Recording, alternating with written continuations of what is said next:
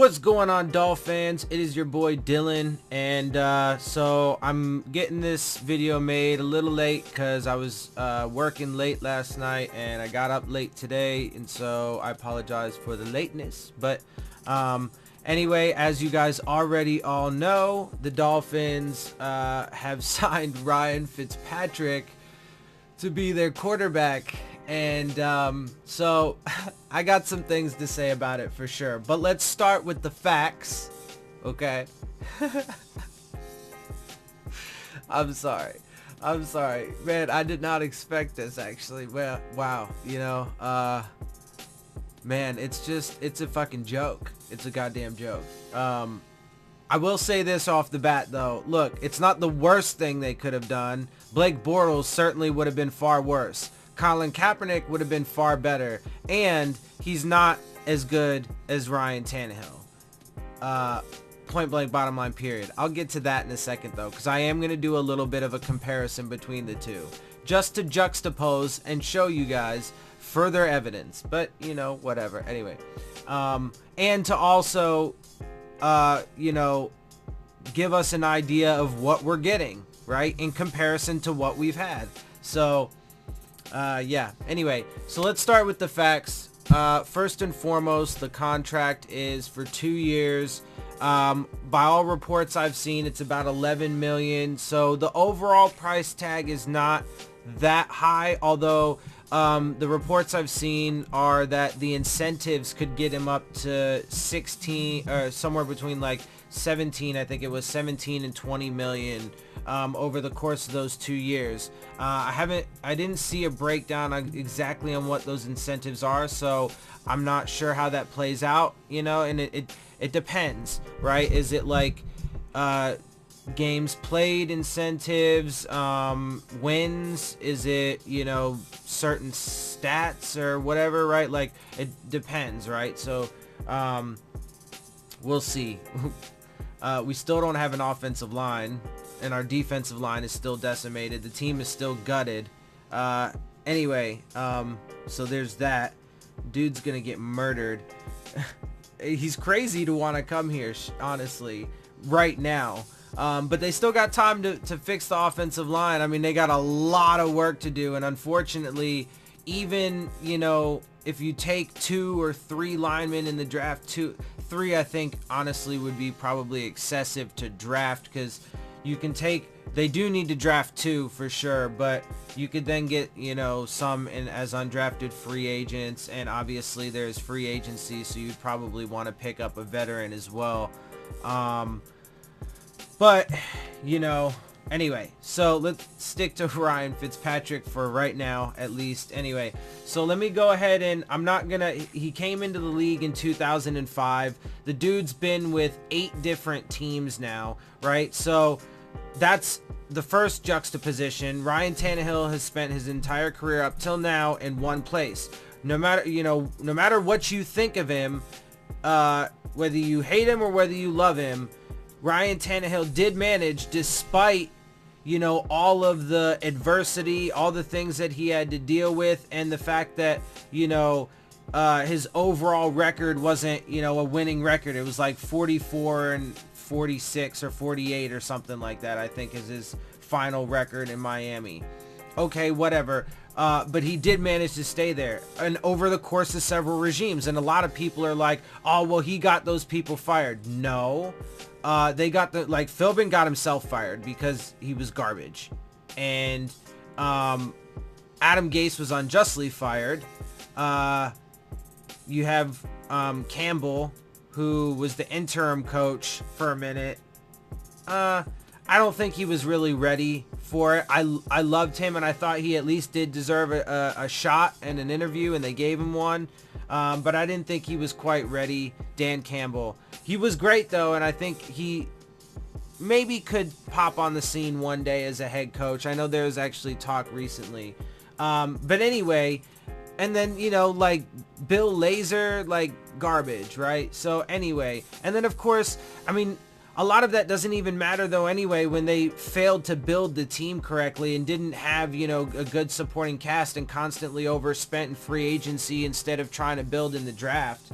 But anyway, all that is not Tannehill's fault. But despite that, then every new regime up until obviously this one, you know, they saw the facts. They saw his growth over his first several years, despite being the most sacked quarterback, and you know, they stuck with him. Whereas Ryan Fitzpatrick has now been with 8 teams. He came in 2005 to the St. Louis Rams. He was 7th round pick. Ryan Tannehill was a 1st round pick. So there you go. Comparison for all of those people out there that like to be like, oh, we need to go up to number 1 in this draft and get Kyler Murray, because you're so like, you have this like 1st round quarterback fetish.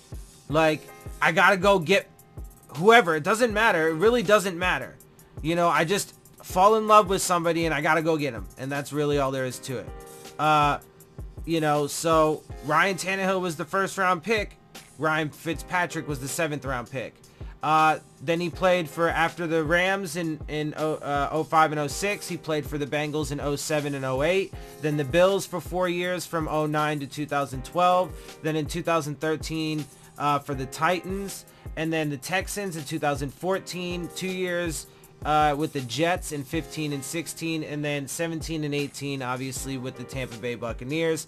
And now he is with the Miami Dolphins. So there's a couple quick juxtapositions there for you. Now, let's take a look at career stats. So Ryan Fitzpatrick has been in the league, what, 1, 2, 3, 4, 5, 6, 7 years longer, right, than Ryan Tannehill.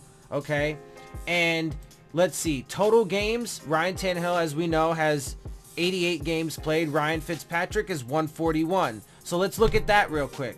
141. So that's actually not that much different. So it's, let's see, what, 212, 53 games difference, right? So he only played 53 games more, so that's not a ton more experience, but considering the fact that he was in the league, or he's been in the league for 7 years, 7 years longer, shows that comparatively to how long they've been in the league, Ryan Tannehill has, you know, a ton more starting experience, right, in that regard, just as far as, you know, how long they've been in the league compared to how many starts they've had. But anyway, so obviously though, because Ryan Fitzpatrick has been in longer, you know, some of his stats, like he has more attempts, he has a lot more attempts, but that's the thing though. So he has about 42, almost 4,300 attempts. Ryan Tannehill has about 3,000. Ryan Tannehill has about 1,800 completions. Ryan Fitzpatrick has about 2,500. Ryan Tannehill's completion percentage is better than Ryan Fitzpatrick's for their careers. 62.8 for Ryan Tannehill and a 60.1 for Ryan Fitzpatrick. Okay, yards. Ryan Fitzpatrick has 29,357 career passing yards. Okay, Ryan Tannehill has 20,434. So only about 9,000 less. In Ryan Fitzpatrick has 7 years on him and 53 games. Okay, but Ryan Tannehill's like right on his ass. Yards, or average yards per play, they're about the same, but Ryan Tannehill is a little better at 7, and Ryan Fitzpatrick is 6.9. Okay, yards per game, Ryan Fitzpatrick is 208.2. Ryan Tannehill is 232.2. Okay, Ryan Tannehill has a better touchdown to interception ratio. He has 123 touchdowns to Ryan Fitzpatrick's 190. So he's not far behind him in touchdowns, but Ryan Fitzpatrick has 148 interceptions, whereas Ryan Tannehill only has 75. So he has about half the interceptions as Ryan Fitzpatrick, less than half, but, or no, about half, right about half, but he has almost as much or as many touchdowns. Okay, Then, let's see. You see sacks here. This one is great. In Ryan Fitzpatrick's entire career from 2005 to 2018, out of 141 games, he's been sacked 245 times. As we know, Ryan Tannehill, out of 88 games played from the year 2012 to the year 2018, Ryan Tannehill has been sacked 248 times. That is staggering. And yet, he's better in every category. Oh, wait, and passer rating, Ryan Tannehill is 87 for his career. Ryan Fitzpatrick, 81.1. Okay, so those are the facts. All right? Those are the undeniable, undisputable facts. Okay? And so, here's what I have to say about this. He's absolutely not better than Ryan Tannehill. In no way, shape, or form. His leadership is better. Everything about Ryan Tannehill is better. Hands down, bottom line, point blank, period. Those are the facts. You haters can hate on it, but it is the facts. Okay? He's definitely not better than Kaepernick. I should have pulled up Kaepernick's career stats and stuff too, and I bet you, you know, that would play out similarly. But anyway, he's definitely not better than Kaepernick. But again, to be fair, he's also not the worst. Okay, so will he perform better than Blake Bortles would? Abso-fucking-lutely. Absolutely. He would not perform better than Ryan Tannehill would. And considering the lengths that we are going to have to go to fix the offensive line, considering the massive holes,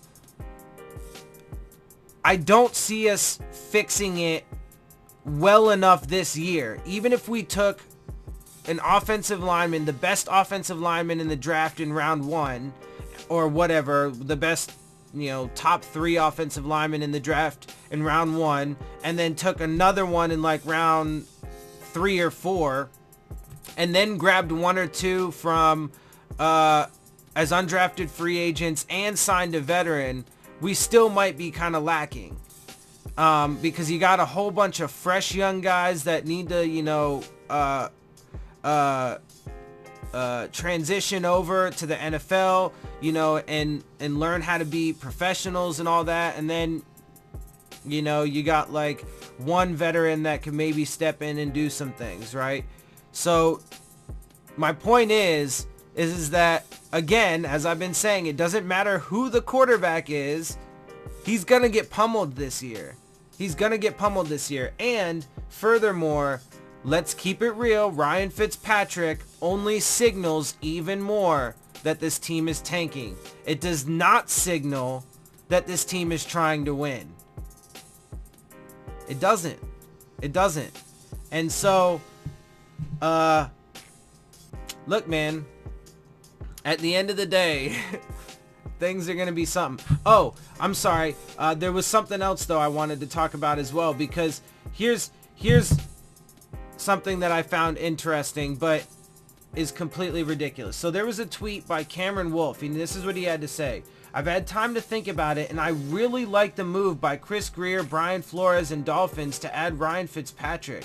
You tell your team we are going to compete every Sunday and build a culture on attacking, winning at all costs.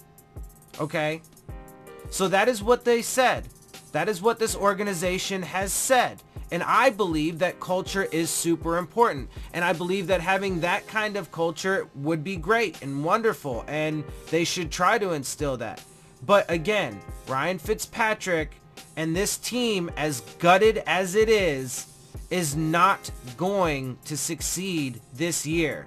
So when you tell your guys that, you tell your team we are going to compete every Sunday and build a culture on attacking and winning at all costs, but you just bleed talent, veteran leadership, experience, when you just, when you tell guys that have been here forever, loyalists like Cam Wake and Juwan James, who have, well, especially Cam Wake, because he's restructured his contract and stuff a lot. But Juwan James has been very, team friendly. He hasn't created a fuss. He's always done what he needed to do, right? When you tell these guys, hey, you're not worth it and we're just going to let you go, you're not building the right culture. You're not sending the right messages. And bringing Ryan Fitzpatrick in is not going to send that message that, hey, we're going to compete every Sunday. What it sends is, hey, you might get a Fitzmagic every once in a while, which is complete horseshit. The real Fitzmagic is going to be on the defensive side of the ball, Minka, and, anyway, I'm not going to get into that whole naming, thing, whatever. But anyway, bringing in Ryan Fitzpatrick is not signaling you're going to get, you might get, a good game from him every once in a while, but particularly behind who knows? Maybe they can perform some miracles and patch that lineup, well this season, but the odds of that happening are so extraordinarily slim when there's this, the offensive line is literally down to like bones, and if that. And so just the sheer amount of work there, and then that doesn't even include the rest of the team that's completely gutted at this point, right? So, he's going to be under extreme duress. And if he doesn't get fucking knocked out for the season because he's had some injuries, as well. So let's keep that real, right? So if he doesn't get knocked out for the season, then we have Luke Falk, Jake Ruddock, and whoever it is that we potentially draft in this draft. And I do think that they should, but they should definitely not take a quarterback early. They need between 3 and 5. And they should do that every year. That should just be their philosophy. Just every year between rounds 3 and 5. Or, well, after a couple years of that, I'd say you could just say, mid to late rounds. So 3 to 7, right? Because Tom Brady was a late round quarterback. So it doesn't matter necessarily where you're drafted. And that's why, and admittedly, when I was juxtaposing where Ryan Tannehill and Ryan Fitzpatrick were drafted, it doesn't necessarily mean anything. But in the full context, considering the full context, it's a factor that just shows you that Ryan Tannehill is better in all ways, in all facets, than Ryan Fitzpatrick. Where he got drafted, the fact that he was able to stay with one team for basically his entire career until now, all of his stats, everything, his leadership, everything is better. Everything is better, point blank, bottom line, period. Anyway, so, but that's, and then the end of the tweet is, even if you go 5-11 versus 3-13, that's worth it. Really? That's worth it?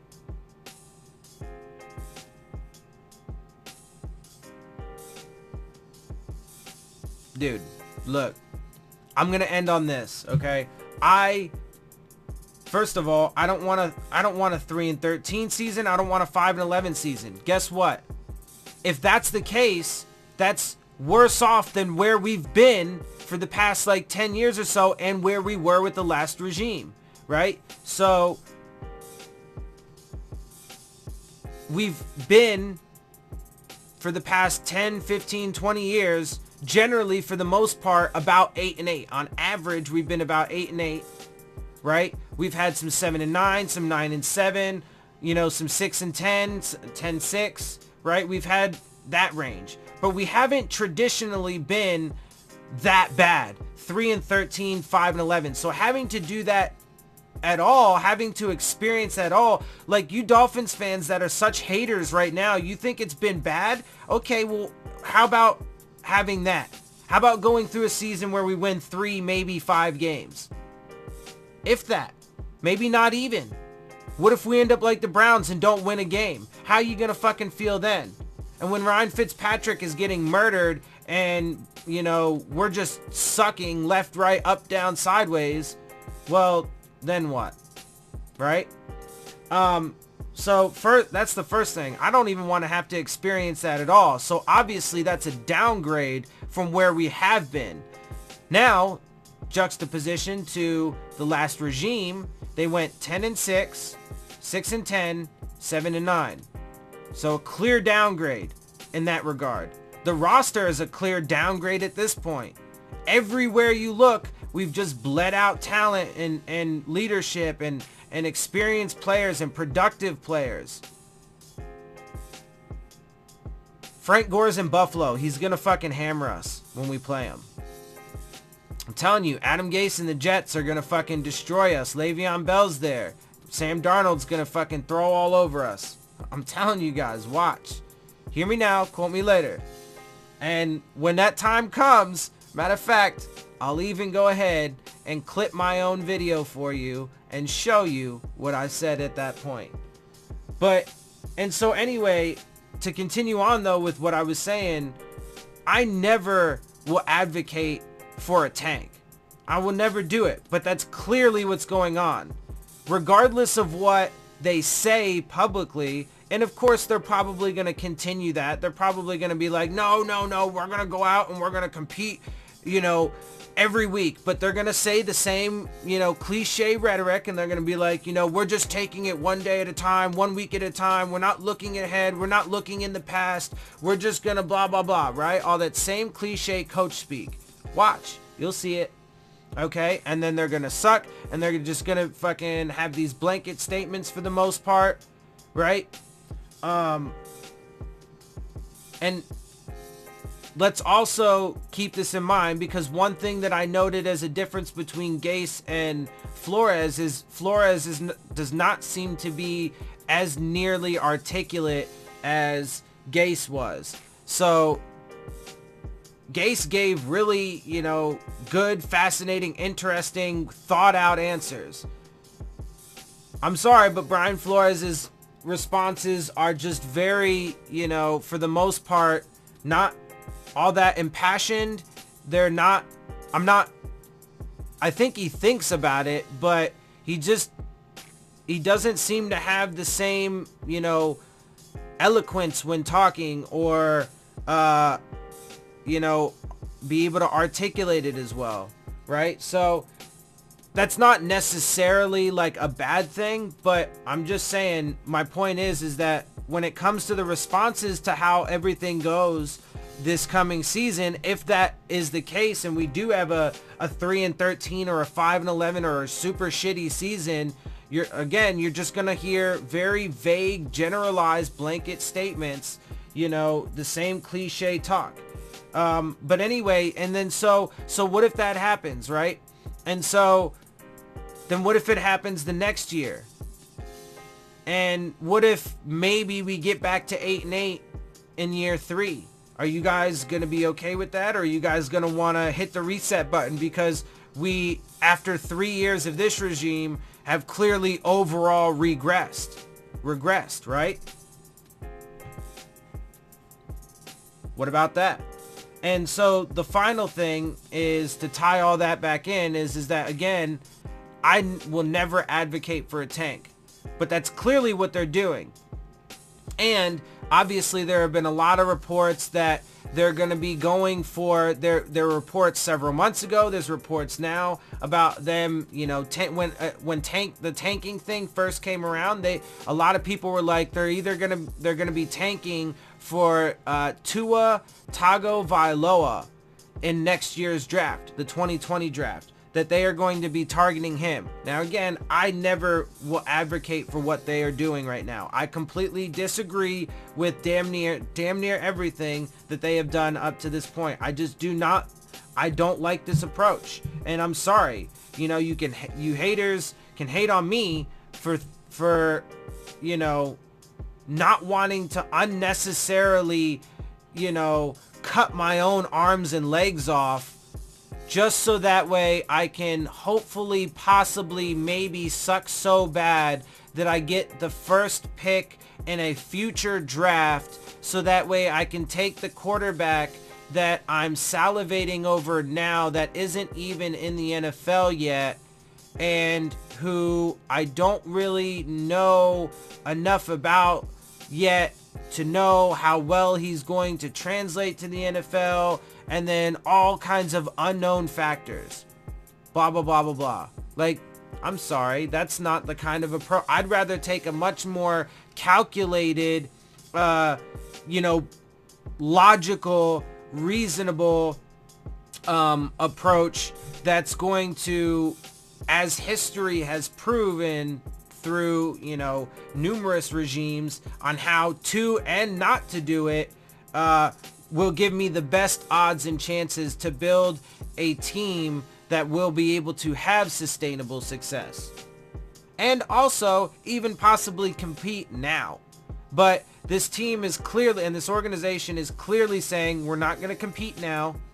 And Stephen Ross, God damn it, Stephen Ross even said it in like the first press conference he had after firing Adam Gase.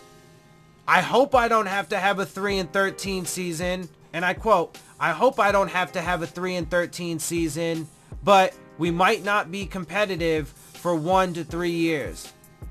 I actually paraphrased that a little bit, so let me be completely accurate there. Paraphrasing, I hope I don't have to have a 3-13 season, but we might not be competitive for 1 to 3 years. And so if we're not, again, are you guys going to be all right to give them another year, another 2 years to see if they can, if the seed that they planted in the first year about culture and, all this other stuff, despite the moves that they've made, which completely contradicts a lot of the messaging that they've put out, are you going to give them the chance to see if it can stick and actually grow and bear fruit? Because you didn't do it with the last regime. You got your fucking panties in a bunch and you gave them the boot. And now a lot of you people who advocated for that, a lot of you fans who advocated for that are now advocating for just this self-mutilation, this self-destruction. Let's just cut our fucking, arms and legs off. Let's completely gut the team. Just, and signal, clear signals that we're gonna, we do not expect to be anywhere close to good or even average for a few years. So I hope you guys are ready for that. I hope you guys are strapped in and excited for a few years of just shitty Dolphins football. And I hope that you're ready to be able to fucking, stand by your claims, right? That's all I'm saying. All right. Anyway. I'm sorry. One more thing. To tie up the thing I was saying about not advocating for a tank. Here's the thing, though.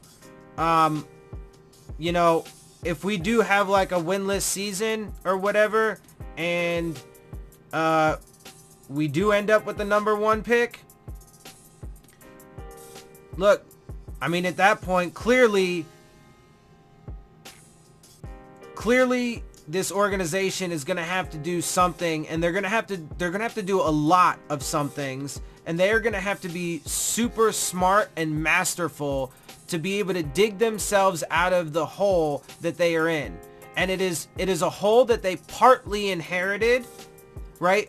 Meaning over the past couple decades of mediocrity, but it's also a hole that they dug deeper for themselves. So let's be honest about that with this purge and everything, and with these moves that they've made thus far. So having said that, they need to do something. So if they do happen to be, in position, like in the top 3, and, even if they moved up from 3 to 1 to get to a Tagovailoa, I'm trying to make sure I remember his name, because it seems at this point like it's actually kind of inevitable that he's going to be their pick next year in the first round.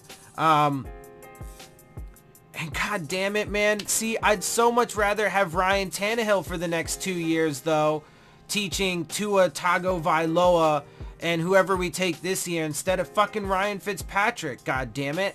But anyway, I mean, I'll definitely advocate for that, because As long as this year they focus on that fucking offensive line, and then obviously do a little bit more to help that next year as well. So take like an O lineman first round this year, and somewhere between 3 and 5 this year. You know, get some undrafted free agents and a veteran in free agency, and then next year take an offensive lineman somewhere between, I don't know, 2 and 5. And then they need to stockpile draft picks. Certainly this year. So no trading up, trade back if anything, and that's it. Look, man, I mean, like I said, this hole is deep, and it's partly inherited but partly self-inflicted, and for them to get out of it, they need big things, but they also need patience from everybody else, the media and the fan base and the ownership specifically, to be able to do it. And they got to make some magic happen. Fuck Fitzmagic, that's not going to be it. But they need to make some fucking magic happen over the next few years, and it's going to have to be mostly through the draft. So, buckle up. We'll see what happens. Anyway, I'm going to go ahead and get out of here, guys. That was hella, but it was good, man. I thought it was a good conversation. Oh, sweet Jesus. This is going to be painful. Okay, well, on that note, I am getting out of here. I will see y'all soon, but first, of course, make sure you subscribe, hit the subscribe button. If you guys like my show and you like what I got to say, make sure you hit the subscribe button, make sure you hit the like button, make sure you hit the bell if you want to get the alerts. Leave your questions, comments, and concerns down in the comment section. And as always, make sure you follow me on Twitter at Dillon Tartaro. And with that, I am out. I'll see y'all soon. Fins up.